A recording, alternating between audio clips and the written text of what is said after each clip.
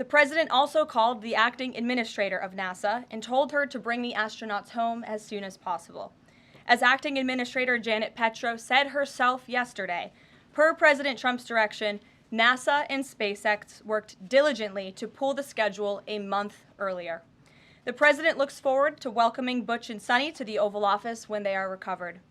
This historic mission brings new meaning to President Trump's promise to always look out for the forgotten man and woman. On another important matter, yesterday, President Trump and President Putin spoke about the need for peace and a ceasefire in the Ukraine war. Both leaders agreed this conflict needs to end with a lasting peace and also stressed the need for improved bilateral relations between the United States and Russia. President Trump also spoke with President Zelensky this morning to align both Russia and Ukraine in terms of their needs and requests. As President Trump has said repeatedly, the precious lives and money that both Ukraine and Russia have been spending in this war would be better spent on the needs of their people. This terrible conflict would have never started with President Trump in charge, but he's determined to end it once and for all. President Trump also promised maximum transparency and a commitment to rebuild the trust of the American people in our intelligence community.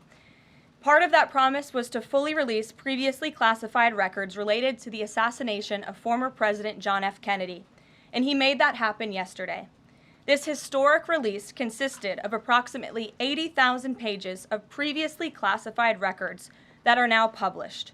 The records are available to access either online at archives.gov/JFK or in person, accessible to the American people at the National Archives in College Park, Maryland. Records that are currently only available for in-person viewing are being digitized and will be uploaded in the coming days. On another note, positive economic data continues to pour in, showing the immediate impact of President Trump's pro-growth agenda. After suffering a steep decline in the final year of the Biden administration, the manufacturing sector came roaring back in February. Industrial production surged in February, these are new numbers, at a greater 3 times rate than the expectations to its highest ever recorded level. And President Trump's laser focus on massive deregulation and unleashing our domestic energy industry is leading to stabilities for Americans' bottom lines. As Newsweek summed it up today, gas prices are plummeting under President Trump. And the Trump administration continues to make American communities safer through our ongoing mass deportation campaign of illegal alien criminals. Yesterday, FBI Director Kash Patel announced the agency captured another fugitive from its 10 most wanted list, securing the extradition of Francisco Javier Roman Bardeles, a key senior leader of the brutal MS-13 gang. And the brave men and women of ICE also arrested a number of dangerous aliens across the country in recent days. You will see them on this screen. ICE San Francisco just arrested a citizen of Guatemala convicted of sexual battery. ICE New Orleans arrested a citizen of Ecuador convicted of rape in Suffolk County, New York. ICE Atlanta arrested a citizen of Mexico convicted of assault by strangulation. ICE Dallas arrested a citizen of Mexico convicted of assault with a firearm and rape with a foreign object. And ICE Houston arrested a citizen of Guatemala convicted of indecent sexual contact with a child in Texas. These are heinous criminal alien monsters who the previous administration allowed to flood into our country. And every time President Trump and this team deport one of them, our country becomes safer. Finally, before I open it up to questions, I want to tout how successful our efforts have been in filling out President Trump's administration. There have been a record number of 281 Senate confirmed nominations already, with another 280 in process. Here at the White House, OPM and GSA, we have filled 100% of the total number of slots. And this is a record number of placements in the first 58 days of any administration, and a testament to the caliber and the sheer quantity of talented people who want to work for President Trump to make America great again. Here in our new media seat today, we have Katie Pavlich. Katie is the editor of townhall.com, which is a subsidiary of Town Hall Media. It's a leading conservative news and opinion outlet based right here in Washington, D.C., with writers and journalists reporting around the country. Last year, Town Hall Media had 60 million unique users and 1.4 billion page views, with a broad reach on a number of social media platforms. With that, Katie, please kick us off. Thank you, Caroline. Really appreciate it. Sure. Thank you. So given the back and forth with this U.S. District Judge and the administration's use of the Alien Enemies Act, does the President plan to send new and additional flights of Venezuelan gang members, now designated as foreign terrorists, from the U.S. to El Salvador or elsewhere? Can Americans expect to see those flights sometime soon? Americans can absolutely expect to see the continuation of the mass deportation campaign that has been successfully led by this president, Secretary of Homeland Security Kristi Noem, and also our Secretary of State, Marco Rubio.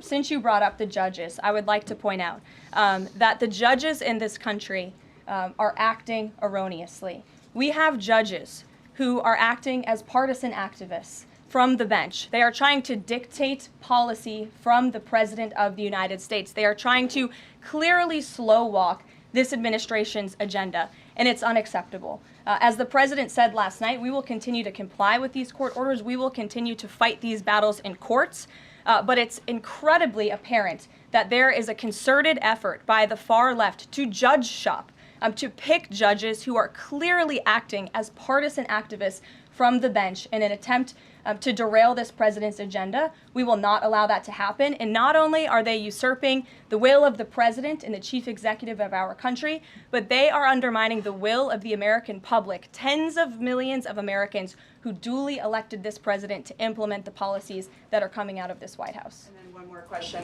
Senate Minority Leader Chuck Schumer said yesterday that he was united with Democrats in working against Americans who, quote, their attitude is, I made my money all by myself, how dare your government take my money from me? Or, I built my company with my bare hands, how dare your government tell me how to treat my customers? What is the president's response to this given his upcoming tax agenda and need to work on Capitol Hill? Well, we certainly hope that Democrats all of a sudden are for more money in the pockets of the American public. The president has made it incredibly clear that he is committed to tax cuts. He is committed to passing a big reconciliation package later this year, ending no taxes on tips, taxes on overtime, no taxes on Social Security for our hardworking seniors. And we encourage everybody on Capitol Hill to support that when it comes to the finish line, especially Democrats who clearly need a boost from the American public right now. Their approvals are at an all-time record low. Thanks for being with us, Katie. Garrett. I have one other question, but I want to follow up on Katie's question, actually. You said the mass deportation campaign would continue, but she asked about the flights specifically. Will those flights to El Salvador continue while this case is being appealed? We don't have any flights planned specifically, but we will continue with the mass deportations. And I would just like to point out that the judge in this case is essentially trying to say that the president doesn't have the executive authority to deport foreign terrorists from our American soil. That is an egregious abuse of the bench. This judge does not have that authority. It is the opinion of this White House and of this administration, and that's why we're fighting this in court. And it's very, very clear that this is an activist judge who is trying to usurp the president's authority. Under the Alien Enemies Act, the president has this power, and that's why this deportation campaign has continued. And this judge, Judge Boasberg, is a Democrat activist. He was appointed by Barack Obama. His wife has donated more than $10,000 to Democrats, and he has consistently shown his disdain for this president and his policies, and it's unacceptable. You took me right where I wanted to go about the idea that these people are all foreign terrorists, but Judge Boasberg was originally appointed by George W. Bush and then elevated by Barack Obama. I just feel like I should clear that up. Well, let me just say something to that effect, Garrett. 67% of all of the injunctions in this century have come against which president? Donald J. Trump. Let me say that again. 60% of the injunctions by partisan activists in the judicial branch have come against President Donald Trump, and 92% of those have been from Democrat-appointed judges. This is a clear, concerted effort by leftists who don't like this president and are trying to impose or slow down his agenda.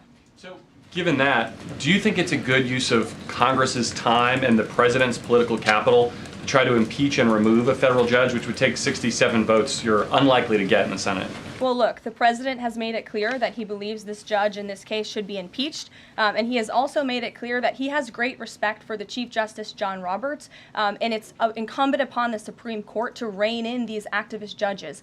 These partisan activists are undermining the judicial branch by doing so. We have co-equal branches of government for a reason, and the president feels very strongly about that. Jackie. Thanks, Caroline. What Options does the president have to, he says he's going to follow court orders. He wouldn't defy a court order, but he's raised these concerns about these judges acting in such a partisan way. Yet what option does he have to ensure that his agenda continues to move forward while this is ongoing and the judges appear to be trying to just block and delay, impede? Well, you're right. They are trying to block, delay, and impede. This is lawfare. The president is no stranger to it. He faced it in his campaign, and this is a continuation of the lawfare that President Trump faced as a candidate, and he's now unfortunately facing as a president. Clearly, these partisan activists in the judicial branch didn't get the memo on November 5th when the American people overwhelmingly re-elected this president to continue with mass deportations. So White House counsel and the Department of Justice are working on this. They're appealing these cases, and we will continue to use the full weight of the White House counsel's office and the president's team of lawyers to fight this in court, because we know we will win, even if we have to go all the way to the Supreme Court. One more on TDA. Andy McCarthy said in an interview with Hugh Hewitt, he certainly agrees with what the president is trying to do with the Alien Enemies Act, but he's not sure that the law is completely on his side. He cites some previous Supreme Court rulings dealing with enemy combatants in wartime, says that even they have a challenge or a right to challenge their detention in court.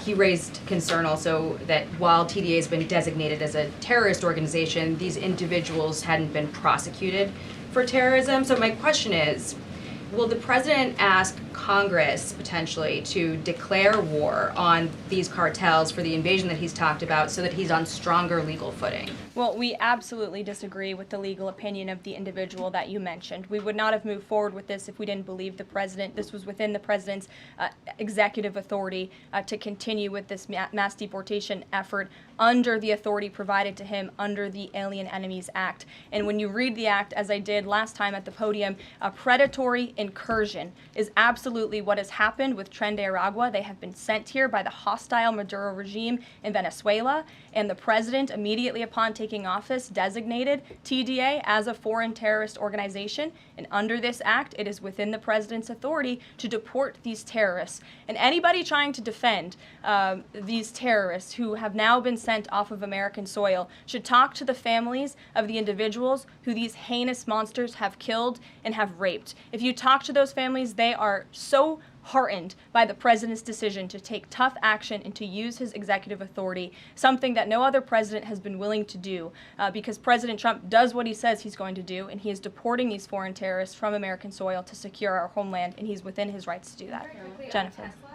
Very quickly on Tesla, there's a website that's trying to dox Tesla owners across the country and saying they're only going to take down personal information when people show that they've sold their cars. What's the administration going to do about that?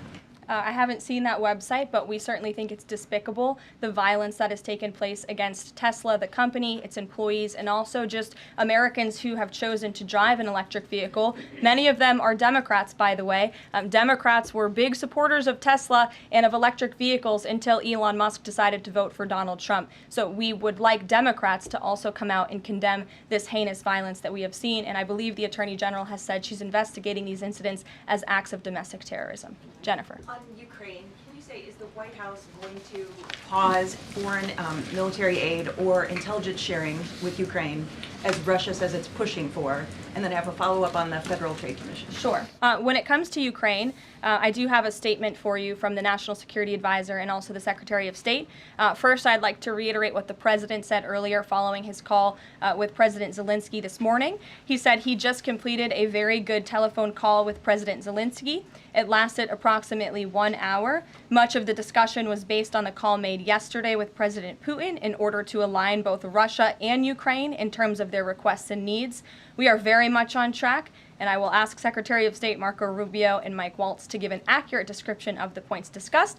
That statement will be put out shortly. Well, I have that statement for you right here. Bear with me as I read it. Today, President Trump and Ukraine's President Volodymyr Zelensky had a fantastic phone conversation. President Zelensky thanked President Trump for a productive start for the work of the Ukrainian and American teams in Jeddah on March 11th. The meeting of the senior officials from both nations significantly helped in moving toward ending the war. President Zelensky thanked President Trump for the support of the United States, especially the Javelin missiles that President Trump was first to provide, and his efforts towards peace. The leaders agreed Ukraine and America will continue working together to bring about a real end to the war, and that lasting peace under President Trump's leadership can be achieved. President Trump fully briefed President Zelensky on his conversation with Putin and the key issues discussed. They reviewed the situation in Kursk and agreed to share information closely between their defense staffs as the battlefield situation evolved. President Zelensky asked for additional air defense systems to protect his civilians, particularly Patriot missile systems, and President Trump agreed to work with him to find what was available, particularly in Europe. The two leaders also agreed on a partial ceasefire against energy.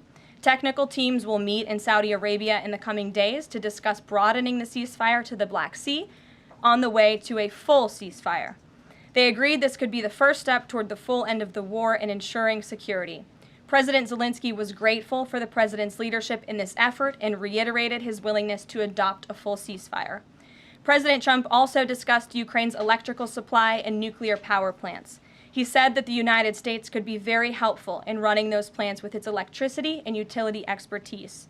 American ownership of those plants would be the best protection for that infrastructure and support for Ukrainian energy infrastructure.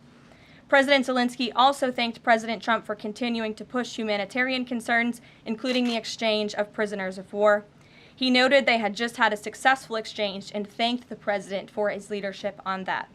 President Trump also asked President Zelensky about the children who had gone missing from Ukraine during the war, including the ones that had been abducted, and President Trump promised to work closely with both parties to help make sure those children were returned home. They agreed all parties must continue the effort to make a ceasefire work. The presidents noted the positive work of their advisors and representatives, especially Secretary Rubio, National Security Advisor Mike Waltz, Special Envoy Kellogg, and others. The presidents instructed their teams to move ahead with the technical issues related to implementing and broadening the partial ceasefire. The presidents instructed their advisors and representatives to carry out this work as quickly as possible.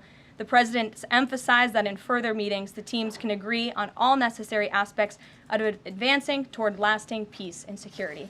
That is a lengthy statement that was just given to me, so thanks for bearing with me. Our office will, of course, provide this after. And as you know, as I just pointed out in the statement, the president's team of negotiators and national security experts will be heading to Saudi again later this week to continue working on and ironing out the details. But I would just like to emphasize we have never been this close to peace, and it's only because of President Trump that we are here. I think a couple of years ago, as you all reported on the war, it was incomprehensible to have a partial ceasefire in this conflict. And today, that is true because of the leadership of this president. So they Mary. agreed to closely share information between their defense staffs. Does that mean all intelligence sharing will continue? So the White House is rejecting Russia's request to pause. Intelligence sharing in terms of defense for Ukraine will continue to be shared. Mary. Thanks, Caroline. I have two questions. One on the United States Institute of Peace and then on the Supreme Court, if that's okay. Sure. So on the United States Institute of Peace, this is a little bit wild. I understand the old president refused to leave after he was removed from his position. He barricaded himself in his offices, had to be escorted out by police, left the building without Wi-Fi, telephones, elevators, and more, and is now telling media that Doge broke in and illegally removed him. So can you comment on this sequence of events and specify, did Doge illegally enter? I'm really glad you brought this up, Mary. We were made aware of this story by individuals at Doge, at Elon Musk's team, and also at the State Department who were unable to access this building. And it became very clear that there was a concerted effort amongst the rogue bureaucrats at the United States Institute of Peace to actually physically barricade themselves essentially inside of the building to prevent political appointees of this administration who work at the direction of the President of the United States to get into the building. There was a piece in the Daily Caller, thank you for sharing the truth on this, about what happened.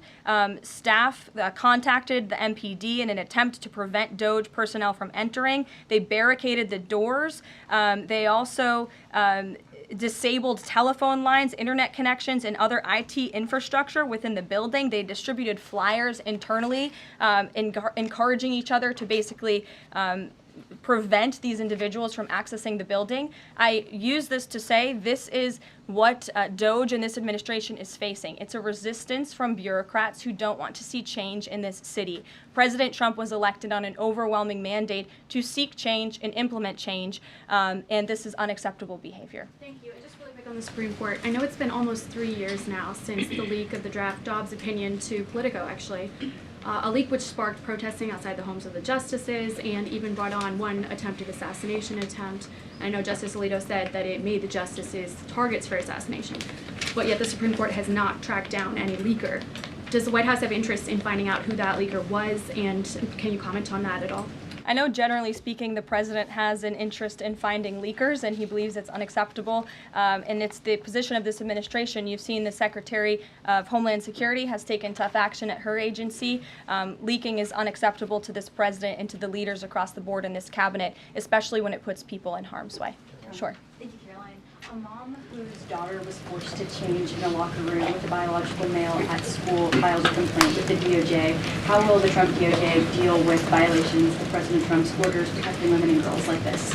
I would defer you to the Department of Justice on that specific case, but the president has made it incredibly clear that it is the policy of this administration that there are only two genders, male and female, only two sexes rather, male and female, and that we are not going to tolerate such behavior by men pretending to be women.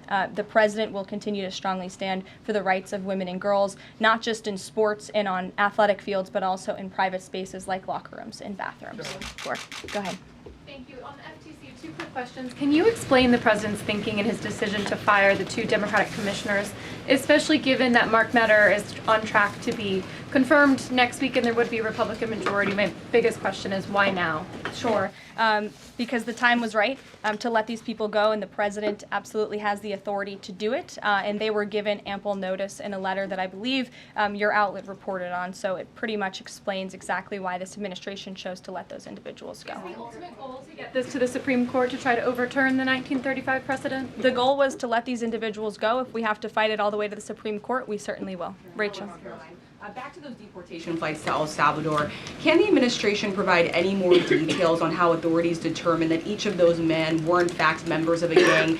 And if the White House can publish images, photos, videos of those men, why can't the administration just release basic information like their identities and names? We are not going to reveal operational details about a counterterrorism operation, but what I can assure you, as I said on Monday, we have the highest degree of confidence in our ICE agents and our Customs and Border Patrol agents who have committed their lives to targeting illegal criminals in our country, particularly foreign terrorists, and they had great evidence and indication. They have the highest degree of professionalism, and they were 100% confident in the individuals that were sent home on these flights and in the president's executive authority to do that. To follow up, I know in the last briefing you cited privacy concerns as a reason why the administration may not be able to reveal the identities.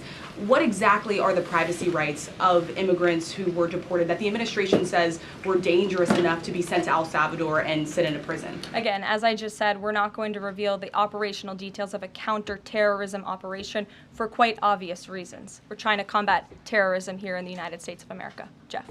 I could ask something else about the phone call yesterday. There was a couple different readouts from the Kremlin and the U.S. on a couple different points. One was energy and infrastructure. The U.S. statement said energy and infrastructure. The Kremlin said energy infrastructure. What is your understanding of what the actual substance of that disagreement was? Then I have one other question on that. I would defer you to the readout that was provided by the White House. That's our understanding, and that's the truth. And if I could ask a question about the judge as well. How does a president define a bad judge? Is it just someone who disagrees with him? And is that a dangerous precedent in this case, because this is a temporary ruling from Judge Boasberg that he could ultimately rule in your favor? Is he setting up a standard here for calling for the impeachment of a judge who may ultimately rule on your side? No, it has nothing to do with disagreeing with the president on policy. It's with disagreeing with the Constitution and the law. And it's trying to usurp the authority of the executive branch of this country. It's having baseless reasoning for these injunctions. And it's a clear effort by these judges to slow roll this president's agenda. And if you just look at the injunctions that this president has faced, deporting foreign terrorists from our homeland, hiring and firing of executive branch of employees when the president is the executive of the executive branch. You also see an injunction by a partisan activist judge when it comes to the Secretary of Defense trying to determine the readiness of our troops and the qualifications of our troops in our armed forces. Does a single district court judge really have more authority over the Commander-in-Chief and the Secretary of Defense to determine who should serve in our United States Armed Forces? Absolutely not. Anyone who has taken a basic civics lesson can understand that, and it's ridiculous lawfare that we are witnessing. And it's The president said he respects the Chief Justice here. Does he respect him specifically on this case and this opinion, or respects him overall? And has he spoken to any other Supreme Court justices? The president respects Chief Justice Roberts overall. He just expressed that to me in the Oval Office, but it's also quite clear that the Supreme Court needs to rein in these judges who are acting as partisan activists, and they are undermining the judicial branch, and it's a dereliction of duty on their behalf. Deanna, go ahead. Thank you so much, Caroline. On the call with Zelensky, did they discuss the minerals deal at all? Is that back on the table, and what do the Ukrainians have to do to get that back on the table? And then one on the Russia call as well. Again, I just provided a very lengthy readout of the call that was provided by the Secretary of State and the National Security Advisor. And now we have moved beyond the economic minerals deal. We are at a place of peace. We're at a partial ceasefire, and we're moving towards a full ceasefire and a long-standing peace in this conflict. And that's great news for the American public. Kremlin readout mentioned that Trump and Putin spoke about potential U.S.-Russia hockey games.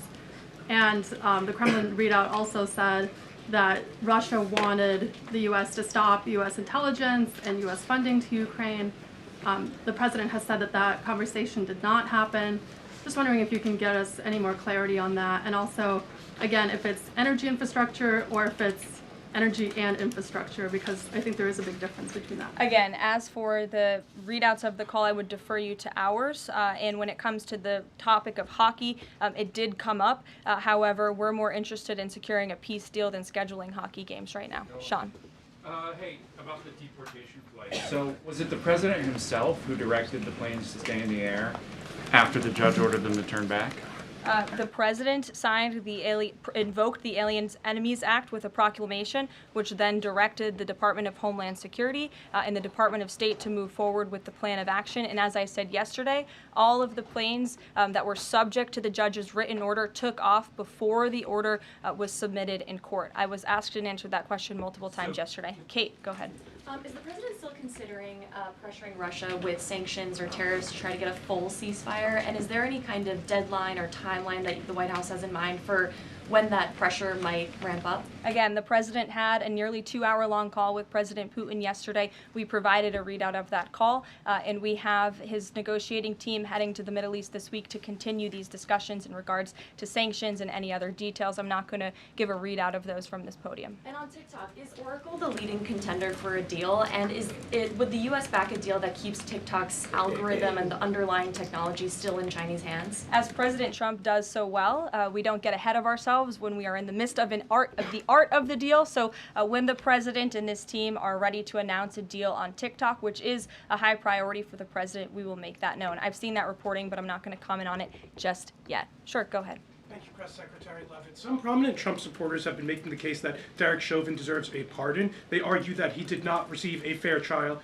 Joe Biden and other Democrats actually implied that he was guilty while the trial was going on. BLM rioters had these jurors under immense threat and pressure.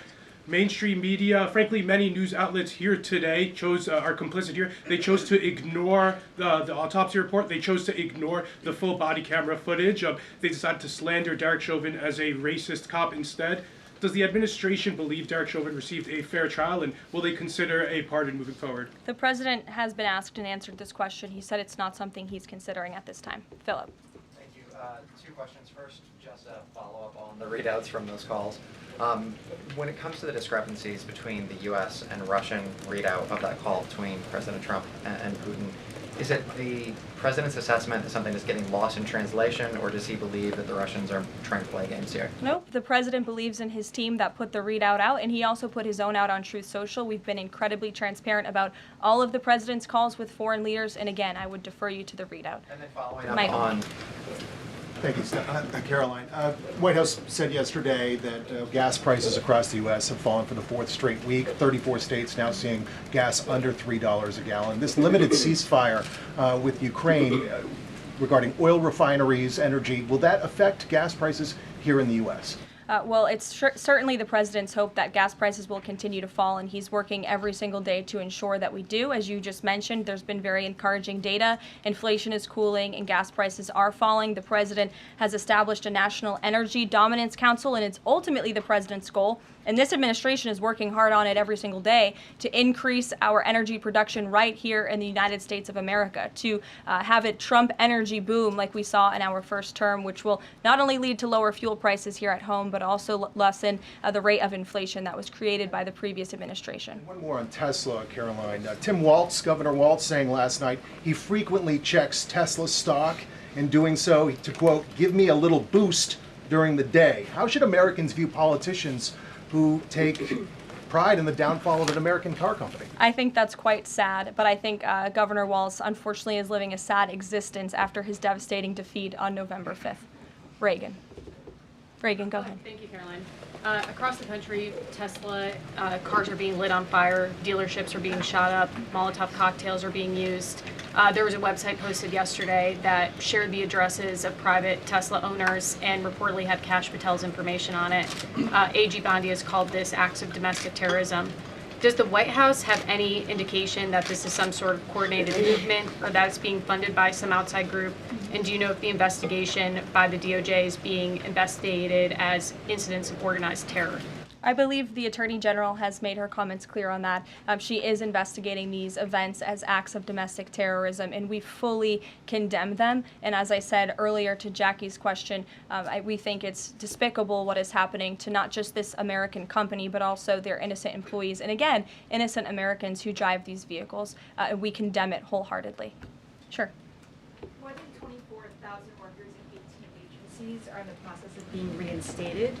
What is your message to these workers, and can you assure them they won't be fired again as the administration directs agencies to do more layoffs? Well, the administration is complying with the court's order. Again, as I have spoken about repeatedly, we think it's despicable that we have judges acting as judicial activists, partisan activists, trying to dictate who the President of the United States, the executive of the executive branch, can hire and fire. We have never seen anything like this. We are fighting this in court, and we will continue to fight it all the way to the Supreme Court if we have to. And as for federal employees, it's been the very common sense position of this president and the administration that bureaucrats here in Washington, D.C. need to show up to the office just like the rest of America. Middle-class Americans, from doctors to business owners to teachers to law enforcement officers, have to show up to their offices every single day. And the president has made it a clear priority that people in this city have to do the same. And we are also continue to be committed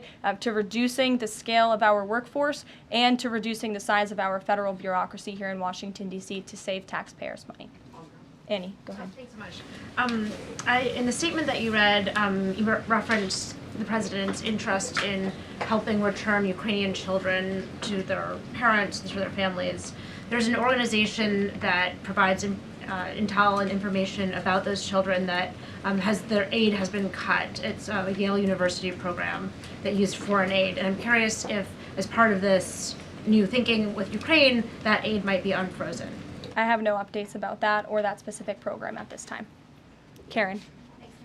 Follow up on your answer to the question on the minerals deal. You said that the White House has moved beyond the minerals deal. What does that mean? Is that no longer on the table? Nope. It means the minerals deal was that first set of framework that you all saw in that very public meeting with President Zelensky and President Trump in the Oval Office. We are now focused on a long-term peace agreement. As you know, on that deal or that meeting between President Zelensky and President Trump, the Ukrainian president at the time wasn't talking about a greater peace deal. We are now at that place where we are talking about that. So we've moved beyond just the economic minerals deal framework, and we're looking at a lasting ceasefire. Right now we're at a partial ceasefire, but again, the president is sending his highly skilled, intelligent, and experienced team to Saudi Arabia later this week to continue fighting for peace in this conflict. And I would just reiterate one more time, we have never been closer to peace than we are today. Thank you very much, everybody. We'll see you later. Caroline, you Israel-Gaza question?